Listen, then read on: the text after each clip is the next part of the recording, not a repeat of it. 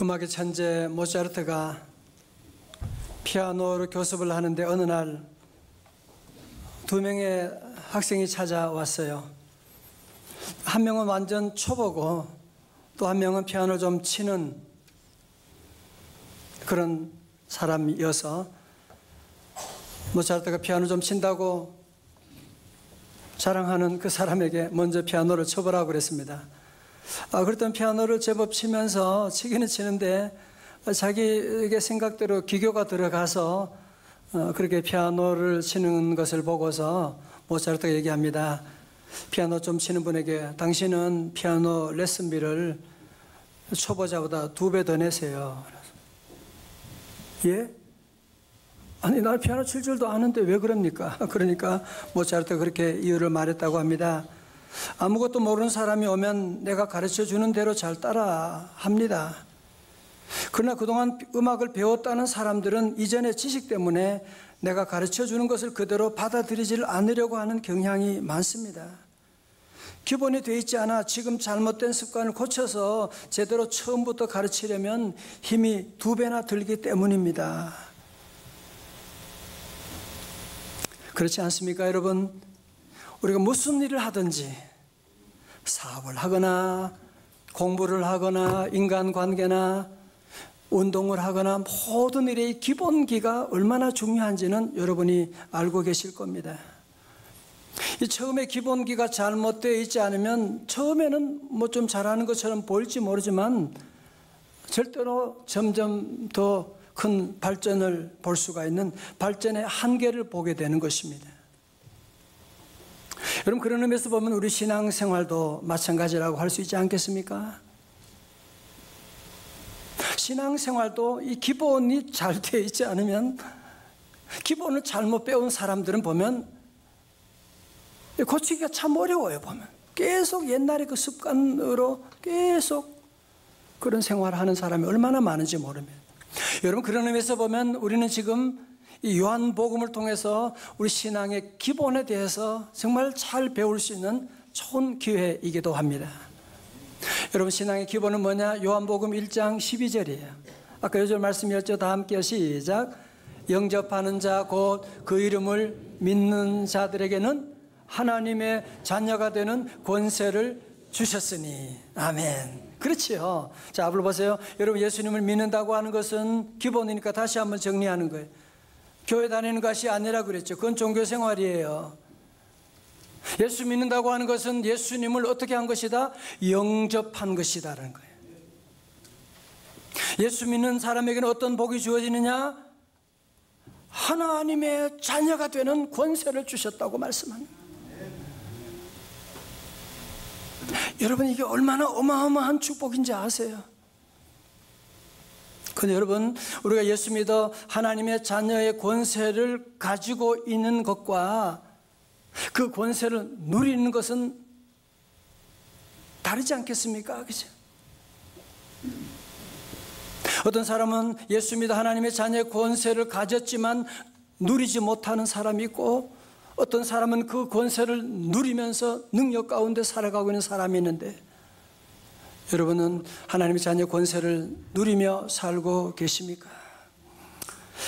지난주 우리는 함께 가나오니 잔치에서 물이 변화의 포도주가 되는 사건을 통해서 이것이 예수님이 공생의 가운데 행하신 첫 번째 표적이다 그랬죠. 사인이라고 했죠. 무슨 얘기하는 거예요? 누구든지 예수님을 나의 주님으로 모시고 나가면 이런 물이 변하여 포도주가 되는 놀라운 기적이 나타나게 될 것이다. 그 사인으로, 표적으로 우리에게 보여준 거예요. 자, 이제 오늘 본문의 말씀은 바로 옆에 있지만 시간적으로는 많은 시간이 지났어요. 6월절이 됐고요. 그리고 거리적으로도 보면 앞에 말씀은 이 갈릴리 가나 북쪽에 있었는데, 오늘 본문의 말씀은 이 남쪽으로 한참 내려왔어요. 유대 예루살렘이다. 이제 여러분들이 성경 보실 때도 이런 시간과 공간의 개념을 여러분이 가지고 보시면 참 좋아요. 이제 자, 보세요. 오늘 말씀 13절의 말씀 우리 다 같이 봉독합니다. 시작. 유대인의 유월절이 가까운지라 예수께서 예루살렘으로 올라가셨는데, 여기서 여러분 항상 시간과 공간을 통해서 역사를 볼 수 있는데, 시간 언제냐? 6월절이거든요. 장소는 어디에, 공간, 지리적으로 공간은요 어디라고요? 예루살렘에 올라가신 거예요. 자, 오늘 이 두 사건의 공통점이 뭘까요? 그 뭐냐? 예수님이 오셨다는, 가나오니 잔치집에도 오셨고 예수님 6월절 예루살렘 성전에도 오셨다는 것. 다른 말로 하면 예수님을 영접했다라고 하는 거죠. 그러면 차이점은 뭐냐? 갈릴리 가나 혼인잔치집에서는 예수님을 손님으로 모셨을 때는 포도주가 떨어졌지만, 예수님의 어머니의 기도로 시작해서 다시 예수님을 주인으로 모시고 나갔더니만 어떻게 해요? 물이 변하여 포도주가 되는, 다시 말해서 하나님의 자녀의 권세를 회복하게 되었다, 누리게 되었다, 그런 말씀이죠. 그러나 두 번째 사건 가운데 예루살렘 성전 안에 예수님이 오셨는데, 거기에는 어느 누구도 예수님을 알아보지 못하는 거예요. 예수님을 주님으로 모시지 못하고 처음부터 끝까지 예수님을 완전히 무시하고 있는 그들의 모습을 보게 되는 거죠. 여러분, 이 당시에 그 성전에 가게 갈 때 두 가지를 준비해야 돼요. 첫 번째는 성전 세금을 준비합니다. 이거는 우리말로 하면 종교세 그런 건데요, 20세 이상의 유대 남자들은 누구나 반세겔을 내도록 되어 있어요. 반세겔이라고 하는 것은 그 이틀 두 데나리온으로서 이틀 일하는 그런 이틀 품삯이라고 그렇게 말할 수가 있죠. 요즘 말로 하면 한 10만 원 된다고 이렇게 본다면, 뭐 반세겔 10만 원 내는 건 문제가 아닌데, 문제하면 여기 문제는 이 사람들 그 당시에는 로마 화폐가 주로 이루었으니까 그 화폐를 가지고 성전에 들어갈 때는 로마 화폐로 헌금을 할 수가 없는 거예요. 그럼 어떻게 하느냐? 이 성전 세겔로 바꿔야 되는 거예요. 바꿀 수 있죠. 그런데 이 바꾸는데 환전하는데요, 환전하는 이 바꾸는 이 돈의 이 차익을, 환전 차익을 노리는 사람들이 이 10만 원이면 되는 건데 이거를 30만 원, 50만 원 부르는 거예요. 그것도 성전 안에 저 이방인들의 저 구석에 안나스 제사장이 운영하는 이 환전소가 있어요. 그래서 거기 가서 비싼 환전 수수료를 내고, 그리고 세겔로 바꾸어 가지고 성전세를 내야 되는, 참 성전에 있을 수 없는 이런 일들이 진행되고 있는 거예요. 또한 이들이 준비해야 되는 것은 제사를 드려야 되니까 제물이 필요한 거예요. 자, 14절 말씀 보세요. 성전 안에서요, 소와 양과 비둘기 파는 사람들과 돈 바꾸는 사람들이 앉아 있는 것을 보시고, 여기 말하면 성전 안인데 엄밀하게 말하면 성전 가장 바깥쪽에 있는 이방인의 뜰을 말하는 겁니다.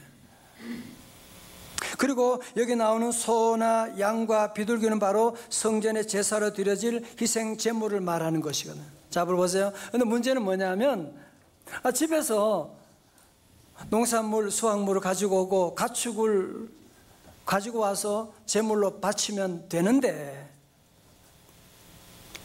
이 제물 검사관이요, 집에서 가지고 온 양이나 이런 소는 흠이 있다는 거예요. 트집을 잡는 거예요. 안 된다는 거예요. 그럼 어떻게 해요? 또 옆에 또 장사꾼이 있겠죠. 또 제물을 파는 그런 장사꾼들이 또 거기에 성전 저 구석에 있어가지고 그걸 파는데요, 기록에 의하면 무려 어떤 때는 한 16배 가까이 비싸게. 이 안나스 상점에서 산 이 제물은 흠이 있어도 없어도 그냥 그 무조건 합격이야, 들어가면. 자, 여러분, 이것이 어떻게 하나님의 거룩한 성전에서 이런 짓을 할 수가 있습니까? 아니, 하나님의 아들 예수님, 성전의 주인공 대신 예수님이 오셨는데도 어느 누구도 그 예수님을 알아보지 못하는 거예요. 여러분, 그래서 우리 성도들은 이 하나님의 몸된 성전을 거룩하게 지키는 이 일을 위해서 여러분이 늘 힘쓰고 기도해야 돼요. 자, 17절의 말씀 보세요. 제자들이 성경 말씀에 주의 전을 사모하는 열심히 나를 삼키리라 한 것을 기억하더라. 좀 어렵게 번역이 되어 있습니다만은 이 말씀은 뭐냐? 예수님이 하나님의 성전을 사모하는 열심 때문에 생명을 내놓으셨다, 그런 말씀을 하고 있는 것입니다.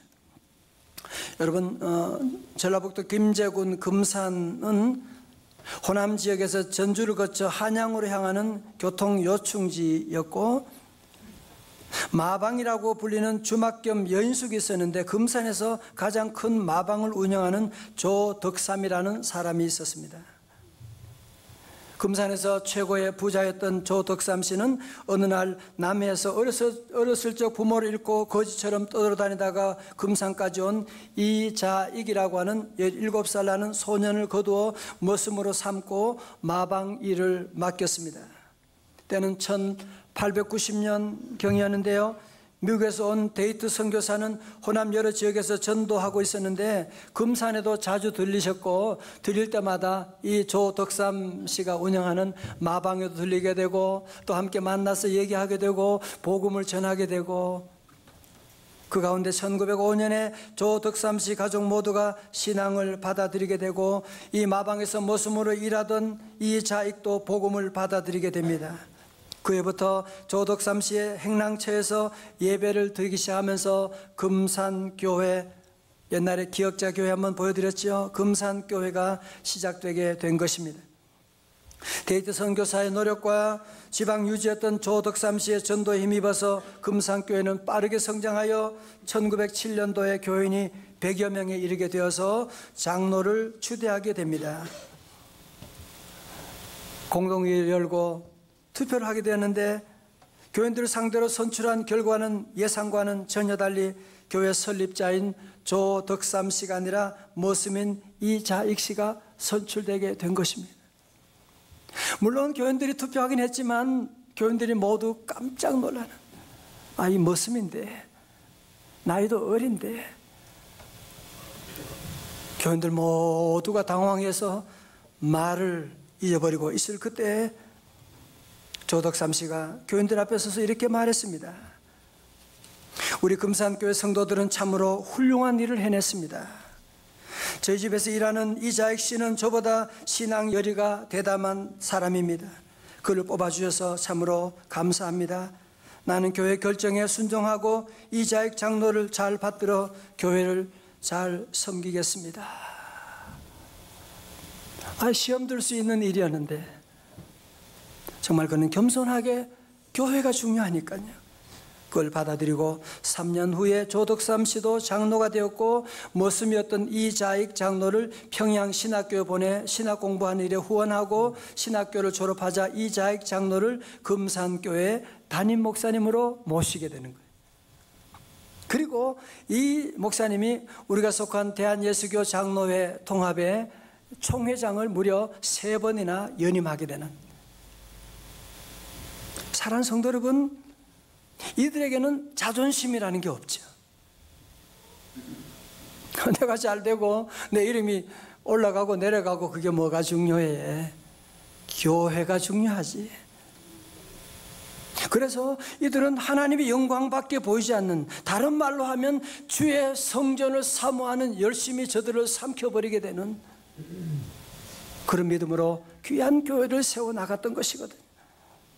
성도 여러분, 오늘 우리 시대는 점점 세속주의 물결이 교회 안으로 지금 들어오고, 동성애와 온갖 이단들이 교회를 무너뜨려가는 이런 시대 가운데 우리 성도 여러분 모두가 함께, 교회는 우리 영적인 어머니와 같은 곳인데 우리 성도들은 늘 주의 몸된 성전을 지키고 성전을 세워나가고, 우리 가정보다도 교회를 더 귀하게 여겨서 주의 교회 사명을 잘 감당하는 이 사모하는 열심을 지켜나가야 할 줄로 믿습니다. 자, 지금부터 여러분 참 중요한 말씀이 시작됩니다.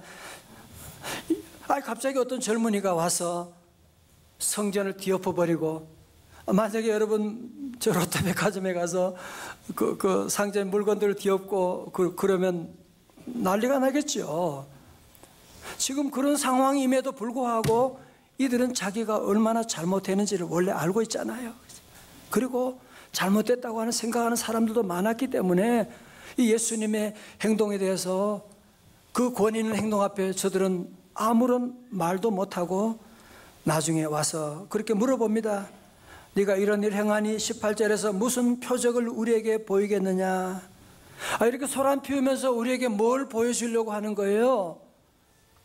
그러자 2장 19절에 다 같이요, 중요한 구절이에요. 시작. 예수께서 대답하여 이르시되 너희가 이 성전을 헐라 내가 사흘 동안에 일으키리라. 아멘. 그래서 유대인들이 말합니다. 아니 이 성전은 46년 동안의 지었건을 네가 3일 동안에 일으키겠느냐 하더라. 자, 불 보세요. 예루살렘 성전은 이 성전이 세 번째예요. 헤롯이 주전 24년경에 착공해서 예수님 당시는 이미 46년 동안 성전 건축이 계속되고 있는데 아직도 완공되지 않았어요. 그래서 AD 64년에 성전이 완공되게 됩니다. 그리고 예수님의 예언대로 돌 하나도 돌 위에 남지 않게 된다는 예언대로 로마 군인들에 의해서 이 헤롯 성전이 결국은 무너지게 됩니다.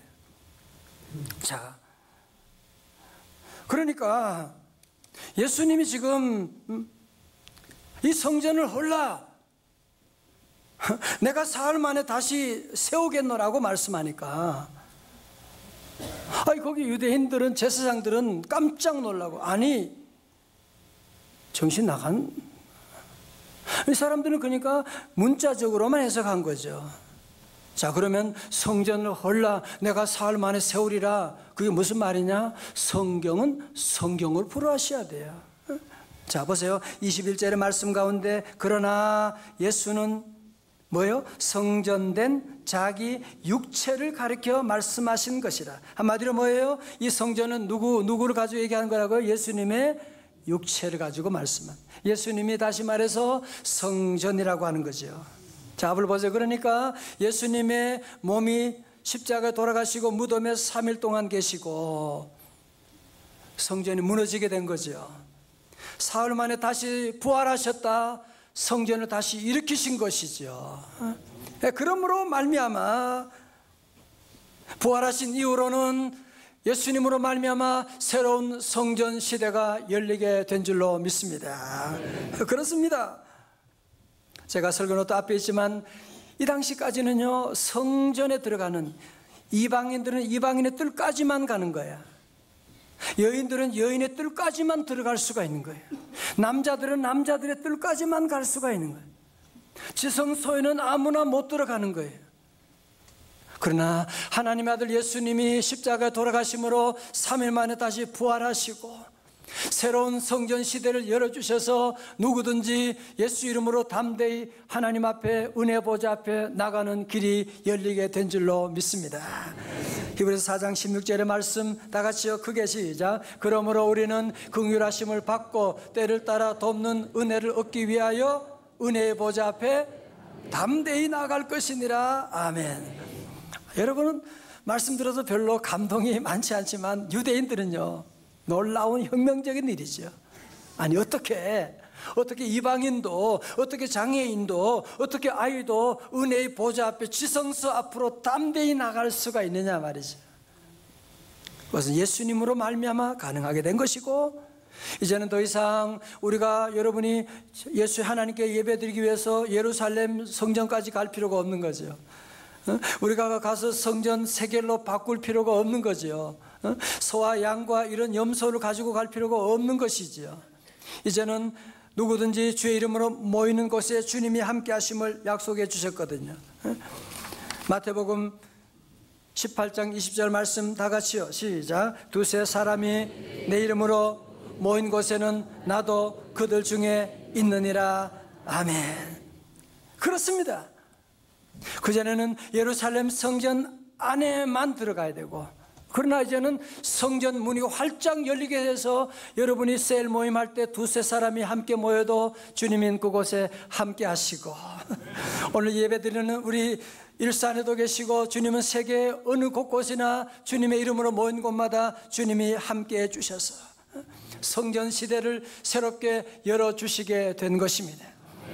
여러분, 그런데요, 사도 바울은 더 놀라운 혁명적인 말씀하는 거예요.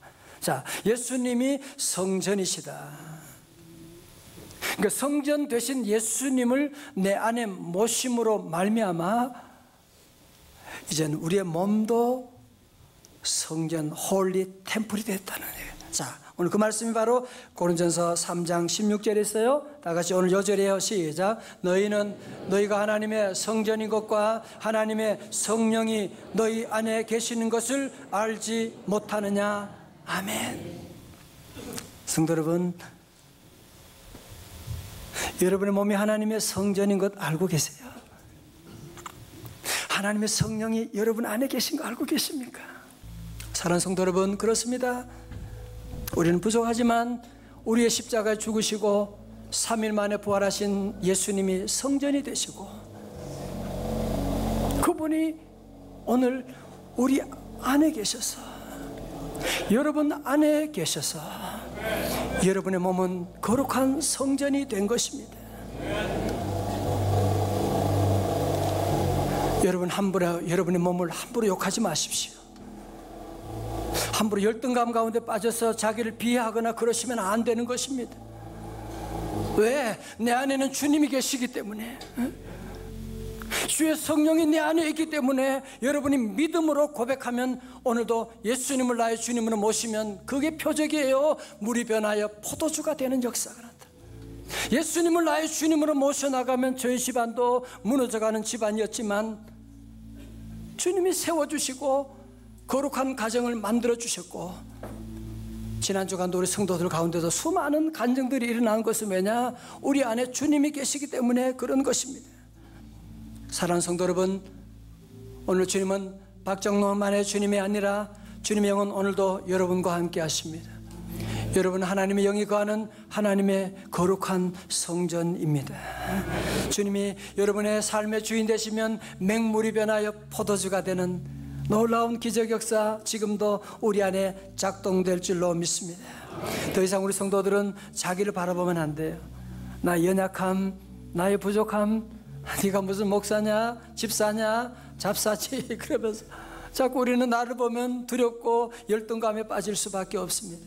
우리 모두 내 안에 계신 주님 바라보고 우리 모든 성도들은 주님의 몸 된 교회를, 성전을 지켜나가고 세워나가고 우리 모두가 함께 우리 하나님의 성전이라고 하는 사실 여러분 기억하고 우리 모두 사랑하고 또 성전 안에 계신 주님의 능력으로 세상을 이기는 오늘 여러분의 삶 가운데 이번 주간도 물이 변하여 포도주가 되는 이 놀라운 표적이 일어날 수 있기를 주님의 이름으로 축원합니다.